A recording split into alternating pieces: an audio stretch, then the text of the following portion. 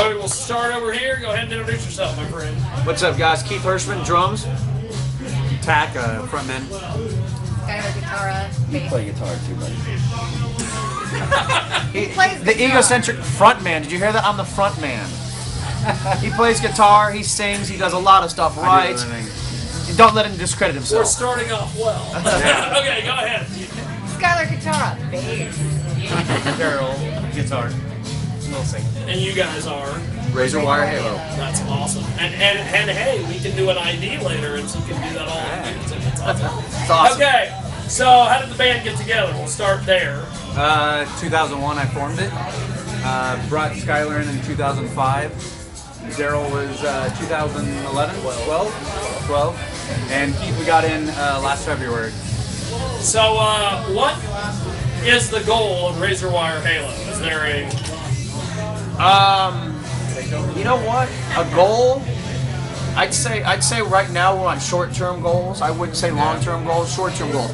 Now the music business is such a crunch, it's so hard that you just kind of set week goals, day goals, monthly goals, and if you're into a year, then you're a success story. But as of right now, you know, we're just taking it day by day and enjoying what we do. You know, we're here to play and have a good time and let the people see something they haven't seen before. And that's from the heart. That's what we do. You know, we bleed music. Yep, we just we get out and we play. We get out, have fun, we joke, we laugh, we fart, we puke, we drink. That's what we do. You know.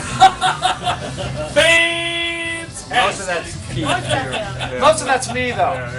Hey, I'm not shy, man. You know. So, I'm real people. Tell me a little bit about the show this evening. It's an enhanced experience. Yeah. What the hell does that mean? So, February, March, we started our enhanced performances, and what that is a 3D projection. And instead of just going up and having a rock show, we add our own special lighting. It's sequenced to the live show, so it's all timed from beginning to end. It's a scripted live performance, pretty much, is what it is. It's a very 3D, in-depth, very.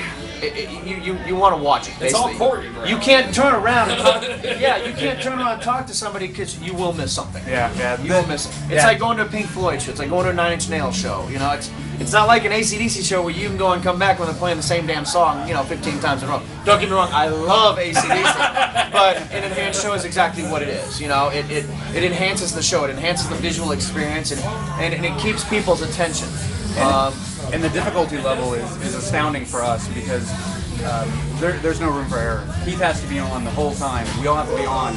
When the next track's going to start, it's going to start. We don't have time to jack around with anything.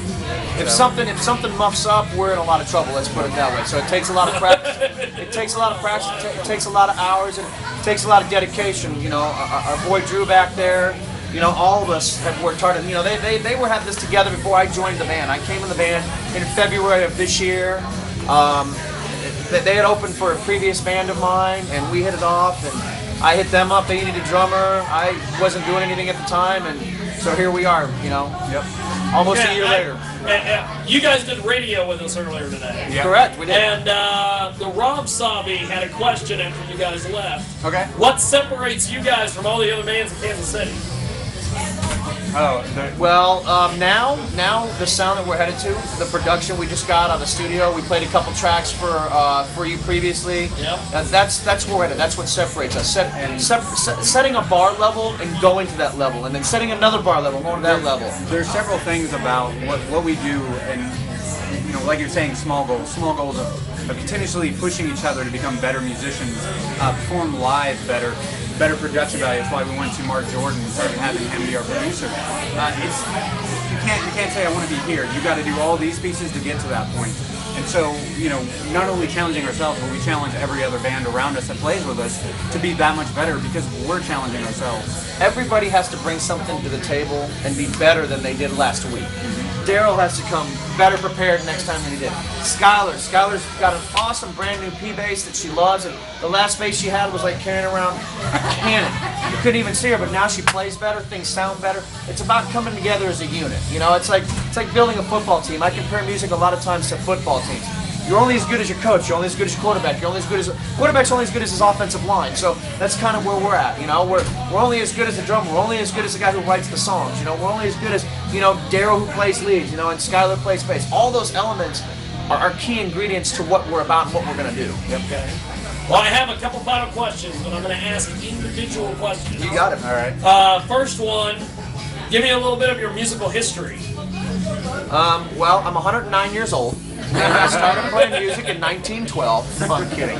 I'm 43 years old. I've been doing this since I can remember. I started at a young age, 13 years old. By 15 years old, I was playing in clubs. I was opening for Warrant. I was opening for LA Guns. I was the last local band to open for Pantera in Austin, Texas. So I've got quite a resume.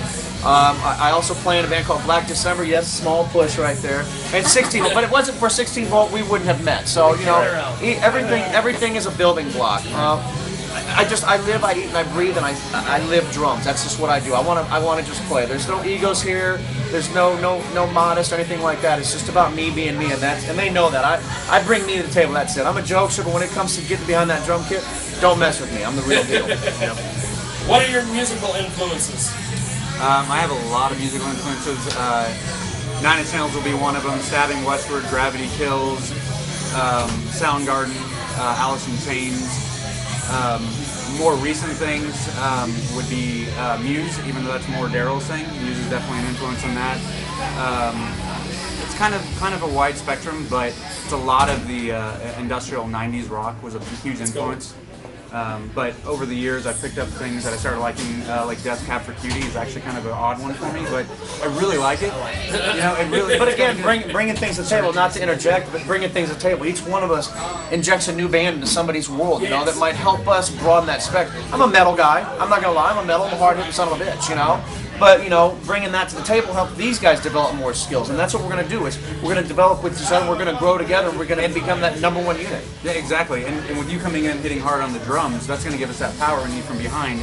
I have more of an angsty kind of guitar and vocal feel, where Daryl has more of a laid-back kind of guitar. So we get a good blend there. And Skylar with the bass has got a good little groove to it. So her influences are more of the the '80s kind of synth pop, what she started with, like Depeche Mode and things like that. So she gets that really cool kind of edge with it. And really, the four of us have probably got the best mesh out of this band has had ever, as far as drums and guitars and everything. It actually feels cohesive. Yeah, it feels really good. It just feels right. Yeah, it does. Another plug. It's a Black December song. Yeah. Get that. It's good. Okay, I actually have two questions for you. One is the Ross Long question. I don't know why, but he always asks us to every chick that's in a band, how many restraining orders do you have to take out on men on a daily basis? How many? Wait, are they official or are they like blocks on social media? Yeah. If That's we a talk different about story. blocks on social media, it's just all the time. Okay. Constant. Constant. I'm like, hey, look at this. She's not exaggerating at all, but it's. I got photoshopped into a picture in France today. Somebody sent me their photo and it's like, look. I'm like, I'm in France. Yay. Yeah. So all the time. Now the serious question. What is, when you guys get done doing a performance, what is some of the reaction people have to you guys? Wow.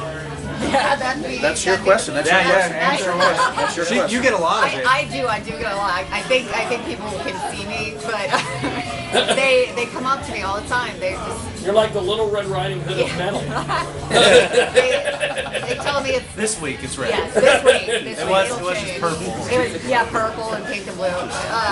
They come up to me and they just tell me that they've never seen anything like it, and it's unique, and it's something that they never expected to see locally or anything like that. So And it's getting bigger, and it's getting bigger, and it's getting better. It's growing into a monster. constantly improving.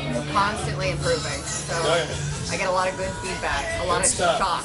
That's what we're about. Always Yeah. getting better. God, you think back to our first show at the Riot Room? I was still even positive. Yeah, I was like, that was Okay, and your question. Well, actually, I have one final one for the band, and I'm going to have each of you do it. But when you guys are out playing a show and things, do you guys Are you guys blown away by any of these openers that you've seen? Do you suggest people? Oh yeah, certainly. That's part of the reason why we do what we do is because we love music. You know, of course we love playing music. We love listening to music too. So yeah, no, there's lots of bands out there that I always make sure to go talk to after their set. You guys are great. You know, That's cool. You never want to burn a bridge. Never want to burn a bridge. Exactly. Never want And to burn a bridge. when we walk away from a venue, there's two things that we want to make sure, well, three things we want to make sure happen. One, that we talk to everyone in the venue that runs it, and that we thank them. and thank them, and make sure that we can come back. The other thing is we talk to all the bands, especially ones that we get along with. You'll notice that we play with a lot of the same bands over and over when we go to cities because we've grown You build a camaraderie. friendship. You build camaraderie with Yeah, you know, everybody knows this is a tough business to be in, and so we're all working together. And then the third thing is fans. Yeah, the third thing is fans. Everybody's been here, and everybody's trying to get here.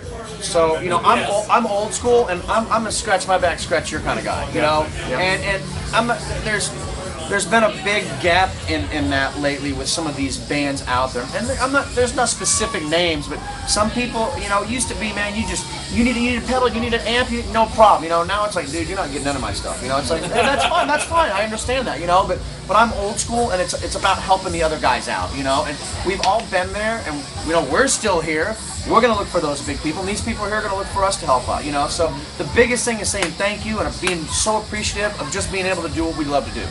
Yeah. For some reason, a lot of people think bands hate each other, are always against each other, and that's what kind of a misconception is. We're all musicians. We're all Music's getting not along. a competition. Yeah, Music is not a competition. Like those battle of the bands. that bands do. We don't do any of that. We just don't, you know. And the Battle of the Bands is what started all that stuff. You know, I'm not going to go off on a tangent or anything like that, but you know, We could talk about that forever. battling for a spot is just it's not right, man. You know, there's so many good bands out there that don't get a chance, and there's so many crappy bands out there who are getting the chance. How does that happen? Nowadays, it's really who you know, and by who you know, meaning who you pat on the back and who you shook hands with and said thank you with. That's going to get you far in this business. Awesome stuff. Well, before I let you guys go, how do we find you online and all that stuff? RazorWireHalo.com. That'll get you to any of the social media sites, YouTube, Reverb Nation, all that kind of stuff. You can Google us, Razorwire Halo. We're on Facebook. You just type in Razorwire Halo again. We also all have personal band pages. You can look us up one each by give name. us a like on there. Give us a like on there as well. We're on Facebook there. You just basically type in Reservoir Halo on a Google search and you're going to find us. Yeah, there's a there lot is of no other. Yep. Good stuff. Well, thank you guys. Thanks, very, very, very welcome. And I want to